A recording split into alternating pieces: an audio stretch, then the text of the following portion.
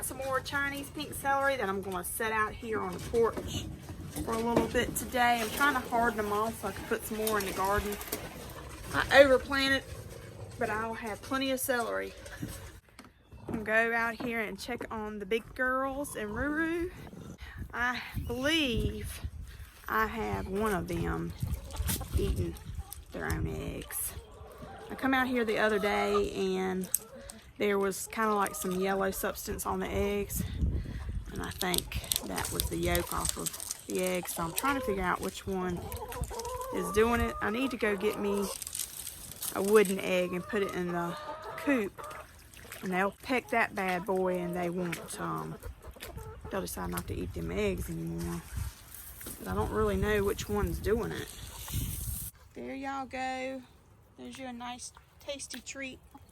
Hey Ruru, you gonna be good today? Ruru has decided he wanted to have an attitude the last 2 weeks, and he's been trying to attack me, and I don't understand why, because I've had him a little over a year and he's done really well, but all of a sudden he's kind of been coming at me when I come in the coop. Not every time, but sometimes, so I don't know what's going on with that either. Well, they look good this morning. They don't have no yellow on them. So maybe it was just a few days thing. Here's one over here too. That looks good. Then I got the little mama here. She keeps on being in here off and on. I think she's trying to go broody. I just have to keep my eye out, because if she does, I definitely want to see if she can give me some baby chicks. I've got some already, but I want to try to have a few more if she'll lay on them. He's right up on top of me, so trying to see what he's going to do. See if we can get by here. He's doing good. He's not coming at me.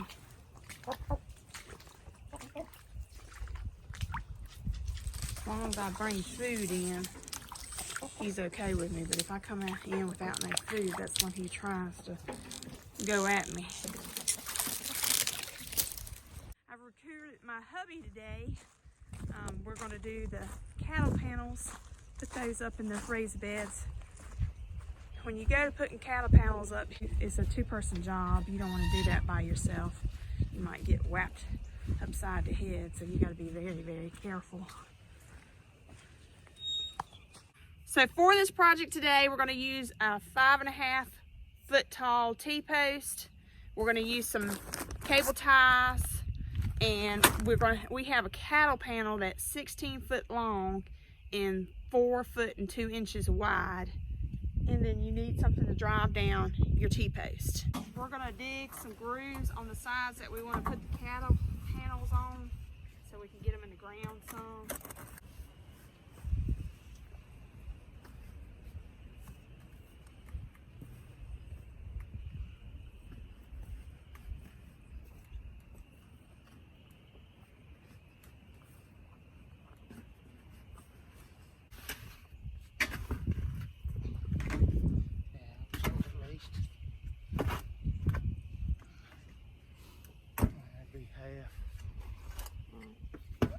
Halfway basically right there. So what's the stuff in there? You see this side.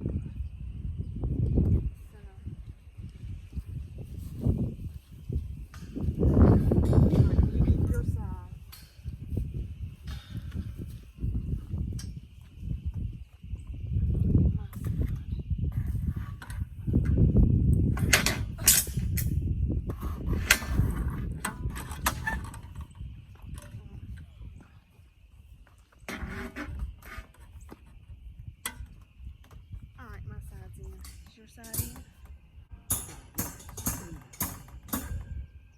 It looks like this side went down. That's about right.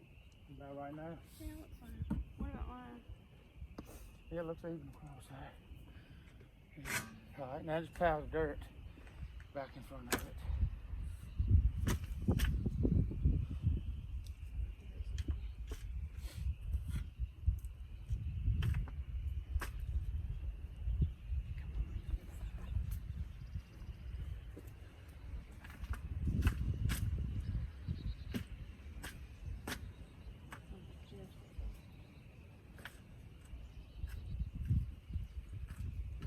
of thumb.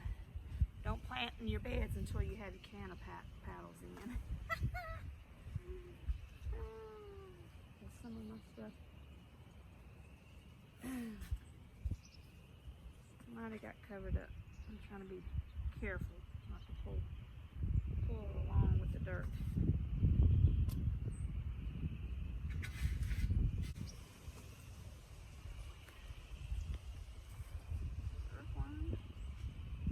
So we know the stuff up underneath is composting down. That's good.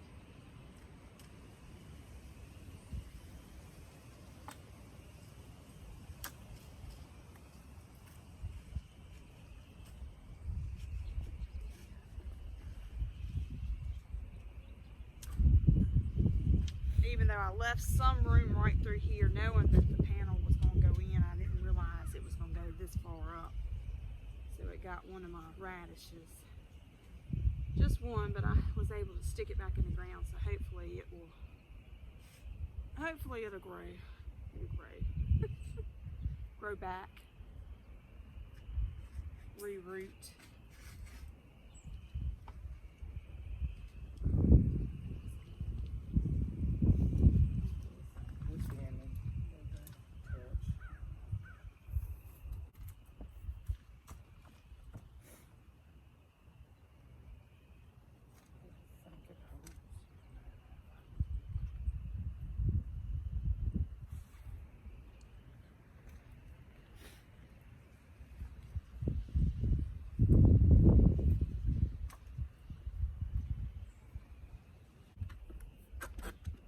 Jason's done took the T-pole and knocked it down into the ground about a foot or more, and it'll keep the cattle panel in place.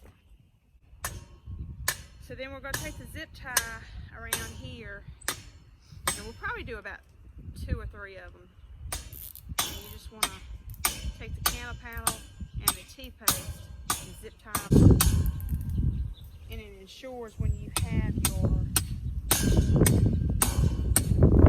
plants lining up on your cattle panel, and they add extra weight to your cattle panel that, this would just ensure to give it more stability to hold that weight up.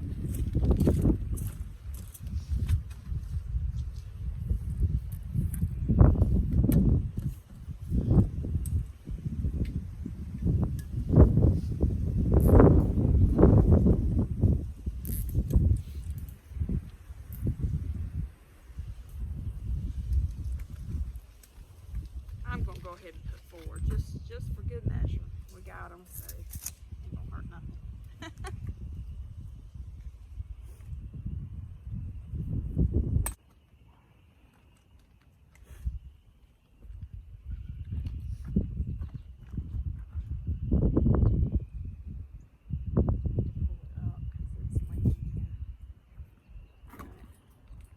You see what? Okay, that's better. Because it looked like it was like going this way. You know what I'm saying?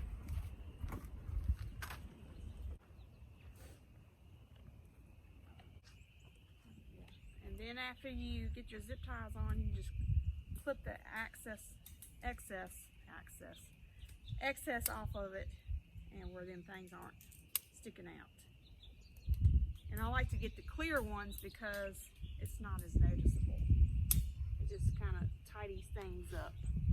All right, we got the first one up, so now we're going to work on the second one, and I tried to get it at a better angle so you guys can see it a little bit better. All right, so we're going to put 2 trenches alongside, about a foot in the ground, to allow the cattle panel to go into the bed. There you go. I'm going to use this one. Use That's that one. I don't want to get dirt all over that one because it's one I'm using to knock. To knock the thing in. Okay. So Hubs is going to make my trenches for me. I feel like he's doing most of the work, y'all.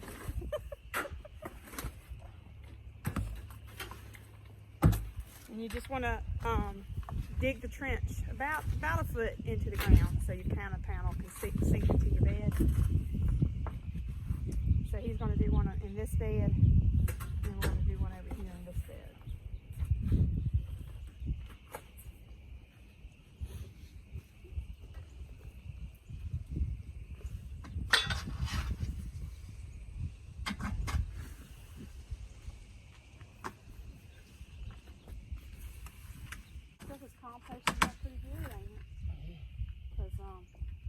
don't look like mulch in there anymore. It looks more like dirt.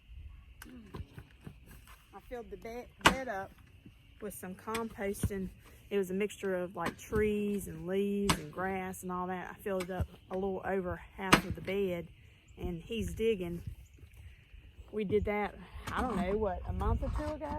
Yeah, A couple months ago, and him digging these little trenches on the side of the bed, you could tell that it's already breaking up and looking like more like soil than compost. So it's pretty neat to see.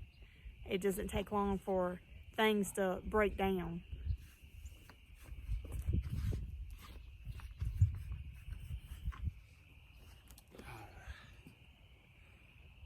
You think that's good? I think it'll be good. All right, so if you bring your side, I'll do this side.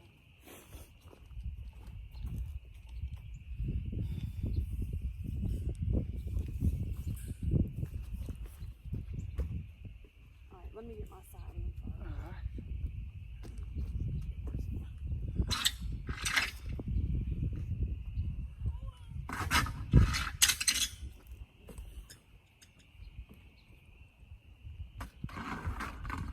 All right, I got mine in.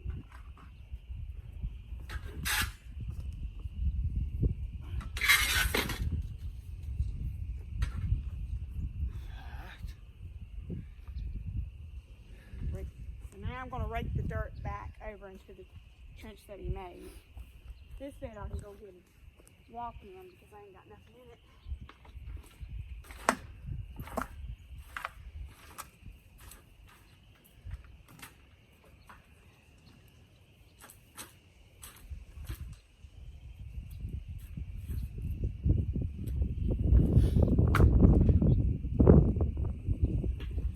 So we got that one back in.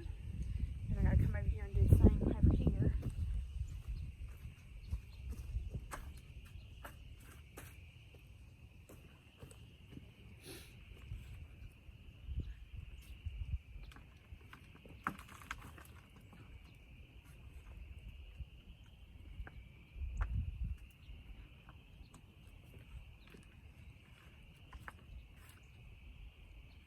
So the next step is to grab a T-post, and you want to put it in the center of the cattle panel.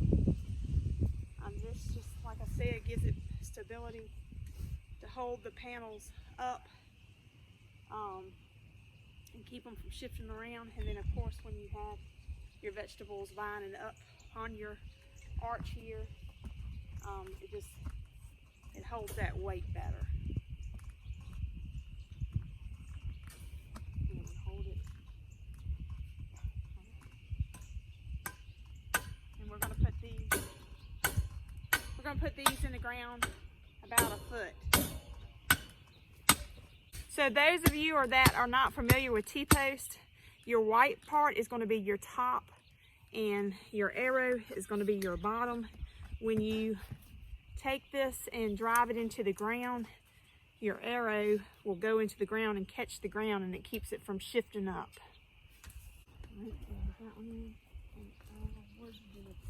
Zip ties over here. Next step is you're going to take your zip ties and you're just going to zip tie around the cattle panel and the T-post to give it more just insurance that it's not going to go anywhere.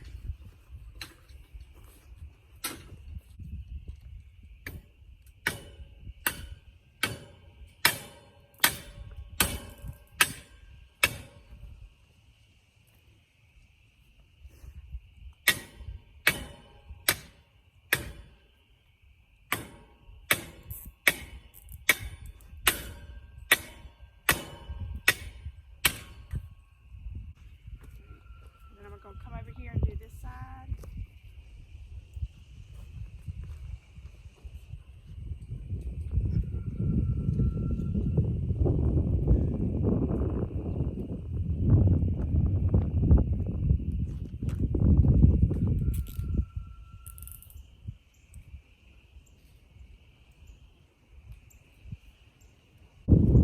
Then you come behind and just snip them tails off.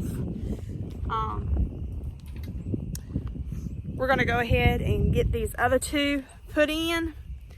Wanted to show you real quick though what I was talking about on the other video. So if you turn this around, you see that there's a cattle panel going that way. There's another one going that way.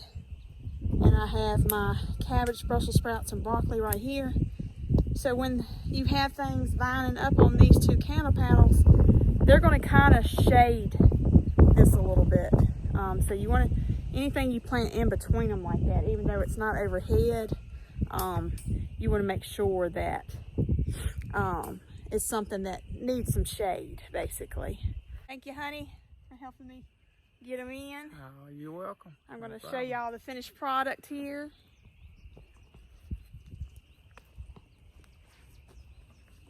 This is what they look like, my little babies. My fur babies are playing in the background. Hope y'all enjoyed this video. If you like it, hit the subscribe button, hit the notification button so you know when the next video comes out.